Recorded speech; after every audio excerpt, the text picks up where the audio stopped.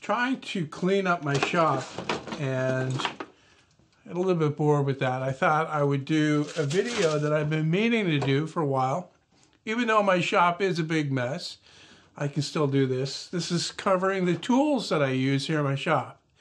And what's different about this thing is that you're not going to find a bunch of Amazon links in the description showing, where you can go and buy that particular tool, since I don't have that kind of thing, and I really don't believe in that kind of thing. I think that what you need to do is you need to assess your needs first before you go looking for a tool, and decide on how much you can spend and how much tool you actually need. I mean, if you're only going to be using it sporadically, on occasion, then you don't need to spend a lot of money on a tool. Okay. I'm going to start in this corner over here, which is the messiest, and I'll work my way around the room.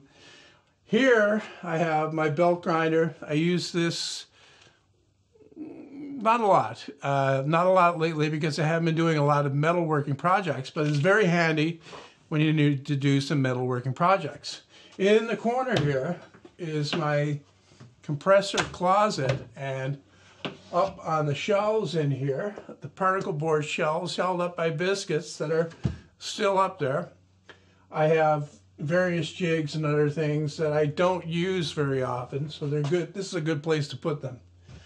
And since this is a compressor closet, you'll find the compressor down here. Now this is something I bought back in my old shop probably 7 or 8 years ago, and it's not the best compressor, but it does the job for me. I think at the time it was on special for something like $250, so I bought it because it was actually better than the one I already had, which is a small DeWalt one, a portable one. Moving up the wall just a little bit, I got my disc sander here. I recently changed the disc on this, and I made a video showing that actually, and talking about why I think that these types of tools are really not that practical.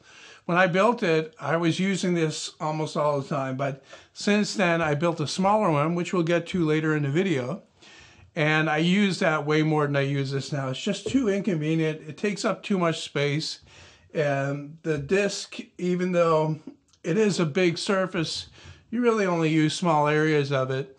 And it doesn't take very long at all for this thing to wear out or get dull enough that you want to change it. So I think it's more practical to have a smaller one, a 5-inch one, like I have over there. Next to it, and I'll get it out of the way, is the Spindle Sander. I use this quite a bit as well, although I don't think that this particular unit is as practical as it could be. For some people maybe, because it has a belt sander thing as well. When I bought this, I was only interested in the spindle sander part, and there wasn't anything else that I saw that looked as good as this. So I bought this one basically for the spindle sander. But it's been problematic because these rubber sleeves that hold this sleeve, the rubber drums, I should say, that hold the sleeves on have shrunk quite a bit since I bought it. And apparently this is a very common problem. And what I had to do was add pieces of plywood to the top so that it will push down further and crush it outwards a little bit further. So not crazy about that, but it's a fairly easy to do fix. I'll apologize now if my camera is losing focus or drifting all over the place, because I've got it set to automatic, which I rarely do, just so that I can move around a bit more here while I'm doing this. And trying to clean some of the garbage off of the lathe that I have here. Once again, this is not a very expensive model at all. And once again, I bought it when it was on sale.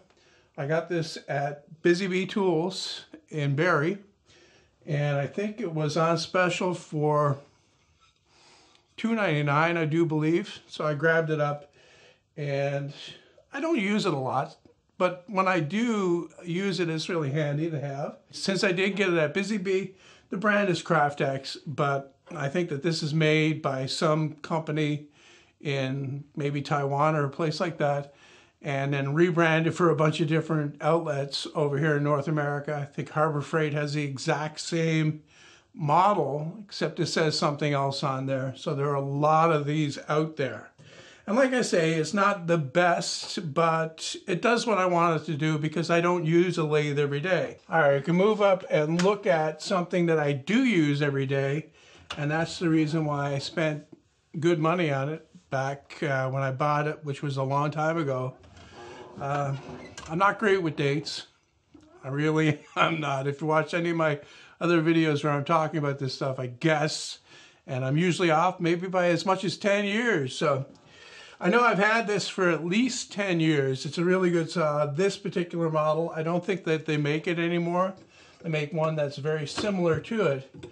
But, you know, it's like I said in another video, reviews are great if you're going to buy that exact brand and you somehow manage to get, you know, that particular production run that they happen to be testing. Otherwise, you have to trust that the manufacturer, like a name brand manufacturer, has a lot riding on their brand. So they try to, or at least I think that they try to, or at least they should try to, put out as good a product as they possibly can. Whereas the no-name brand stuff, like the house brand stuff that you get at, say, Home Depot or Lowe's or wherever else, they're more or less just copycats. They just take what they saw here and they go to a place, a manufacturer in China probably, and they say, this is what we want. How cheaply can you make it? And we want it this color. And they'll make it, and bang, you have tools that look very similar to what you can buy from the major manufacturers, but they are generally not as good. Occasionally they are, but in general, you're not getting what you're getting from a major brand manufacturer. My bandsaw, as most of you already know, is homemade. I built this, I don't know, 6 years ago, and I've been using it ever since. The bandsaw is another tool that I use it frequently, but I don't use it every day when I'm out here. Some days, you know, some weeks, this will stand idle for a long time. I know that other people use the bandsaw way more than they would a miter saw. They don't even have a miter saw. They wouldn't even have a miter saw. They've got a bandsaw and they do all kinds of stuff on that. I use the miter saw way more than I use the bandsaw. So if I were going to buy a bandsaw today, though, and not make my own, I would say that it would be well worth the money to buy as good as you can, even if you're not using it every day. It's one of those tools that's kind of finicky, and when they cut corners on the manufacturing, it really affects how well the thing works. I bought a cheap one a couple years ago. It's not a couple years ago. Again with the dates. I don't know, let's say 5 years ago I bought the cheap one, and I wound up being not very happy with it. I only spent $200 on it, and I bought it specifically to cut out small parts, but it really wasn't any good for that. So I wound up doing a lot of work on it to rebuild it, and I still wasn't happy with it. Just past the bandsaw is a tool that I use quite a bit, and this is my drill press. This is a floor standing model. I bought this, I'm not going to say 5 years ago because it was quite a bit more than that. I bought this around about the same time as I bought that chop saw. So it's quite, you know, well used over those years. And, you know, I don't want to focus on the brand because basically when you buy one of these things at a certain price, you're generally getting the same thing. It's only when you move up that you're going to get better quality. That's within the major brands, like I said. If you go outside those, like, I don't know, like Craftex makes drill presses. And to be honest, when I went to buy this one, I looked at this one first, then I went to Busy Bee to see what they had. And I could have had something that was the same size for about $100 cheaper. And I still went with this one because when I was in the store looking it over, I took it down here and I wobbled this around. There was a lot of play.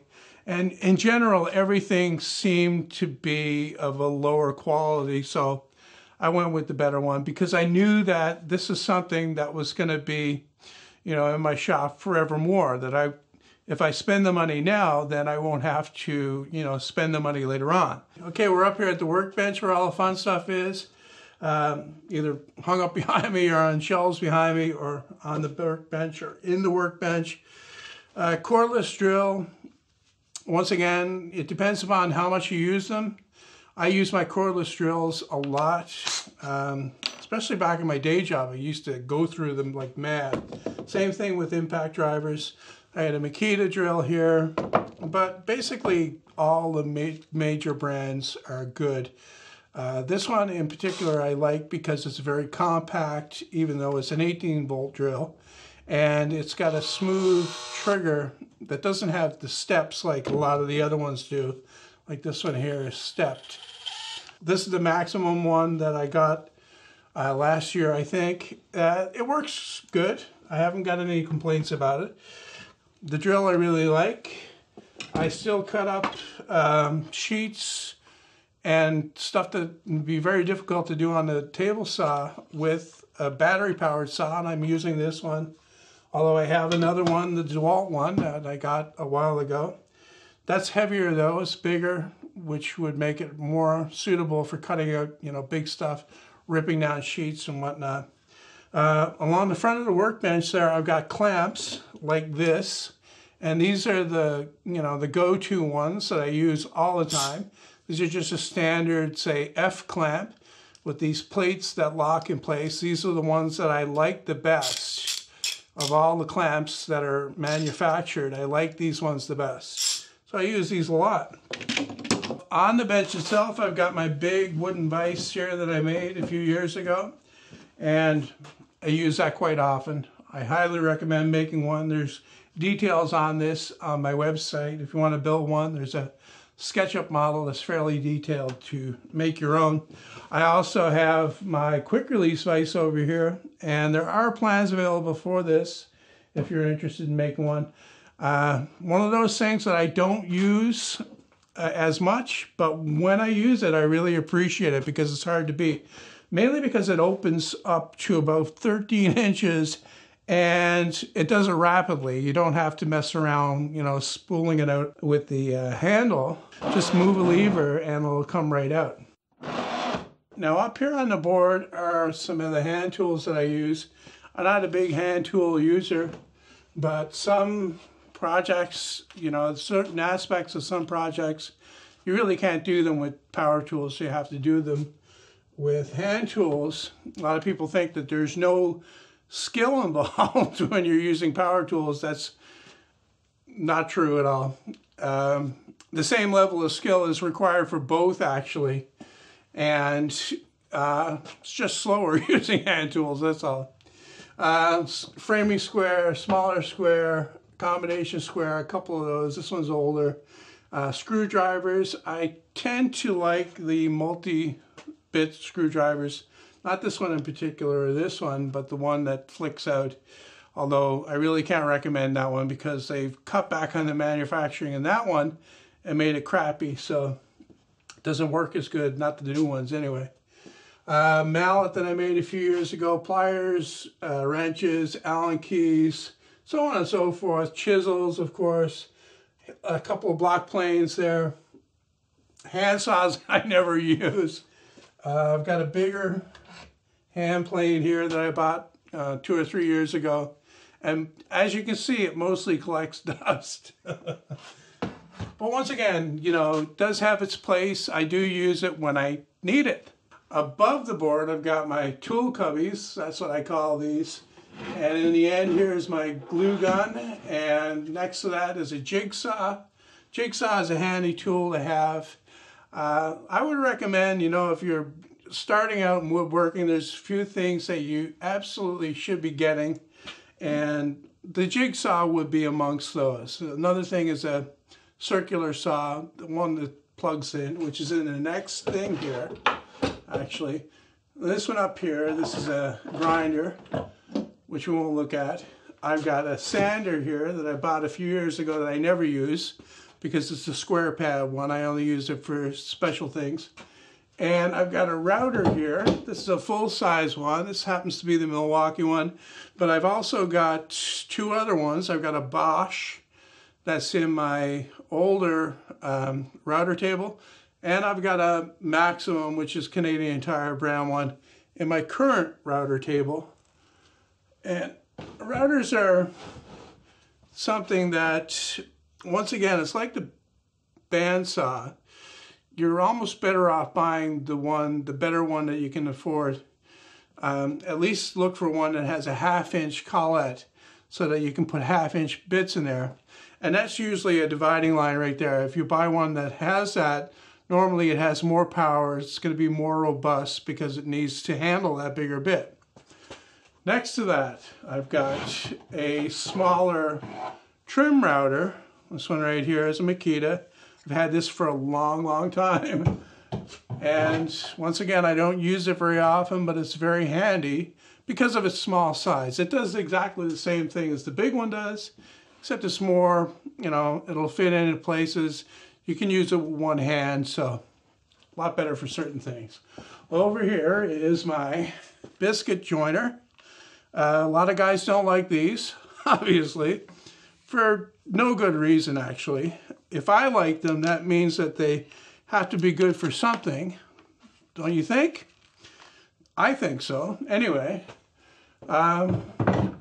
once again, it's a tool that doesn't get a ton of use, but when you've got to do something that you can use it for, it'll save you a whack of time. It'll do things so fast. For example, if you want to put a panel like in the middle of another panel, very similar to what I did in my miter saw station over there, it's really convenient for that because you can put the biscuit in place and then sit the panel down in place, glue it in, and then once it's all set up, then you can flip it over and get screws in from underneath, because it might be very difficult or inconvenient to put screws in from underneath to locate it in the first place.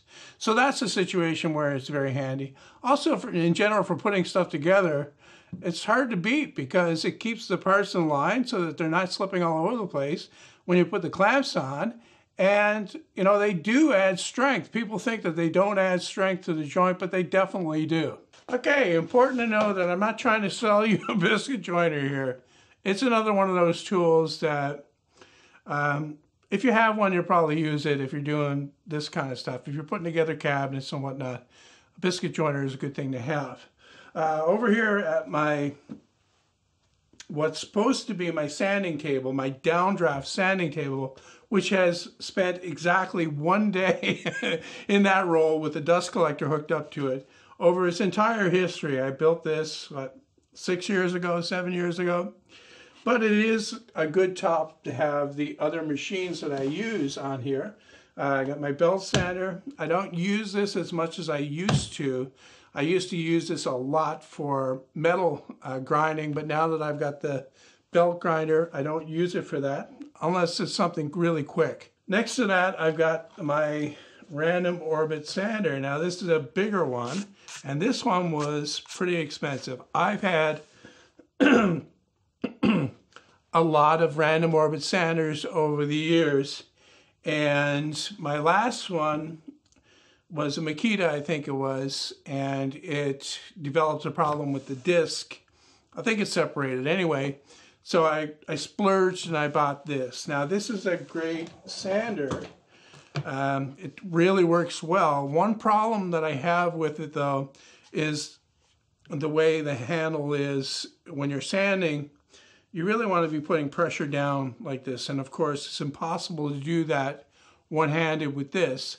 And if you're just using it one-handed, you're pushing down, and it's really a strain on your wrist and hand doing that for a long time. So if you've got a lot of sanding to do, you're really better off to clamp the work down so that I can't move, and then get both hands on this tool. Other than that, the sander is a really good one, but like I say, it wasn't cheap. It has really good dust collection. It's got this canister here that has a paper filter in it. I'm going to try to do this without knocking it, but you can see the paper filter, it does a really good job. And I can't put it back on because it'll all come out in my hand. It does a really good job of collecting the dust that go up into the holes, which is quite a lot actually. Now we've gone mostly around the shop and I'm at my belt disc sander. This thing is something that I use quite often, and I really thought I would be using the belt part of it more than the disc, but as it turns out, I use the disc just as much, or if not more, than the belt. Because like I said before, it's small size, it's convenient, you know, you just flick the switch, comes on, it's ready to go. There's no dust collection on it yet though. I want to make some changes to do that.